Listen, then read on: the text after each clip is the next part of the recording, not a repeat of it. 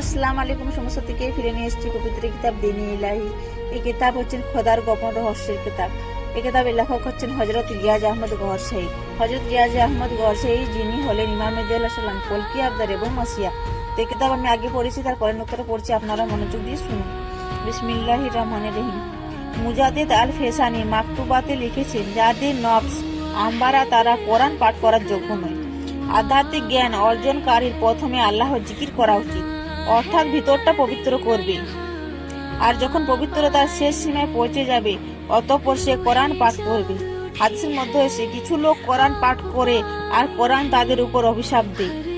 বুল্লে শাহ বলেন, কিছু লোক এমন আছে যারা প্রভুর নেয়ামত ভোগ করার পরও সেটাকে অস্বীকার করে এবং লোক চক্ষুকে ধোঁকা দেওয়ার জন্য কোরআনকে নিয়ে ঘুরে বেড়ায়। এবাদতকারী মনে করেন তিনি আল্লাহর জন্য এবাদত এবং রাজি জাগরণ করছেন, এই জন্য তারা আল্লাহর কাছাকাছি আছেন। এবাদতের পর তোমার প্রার্থনা হয় স্বাস্থ্য, দীর্ঘজীবন, ধন সম্পদ, হুর ও প্রসাদের।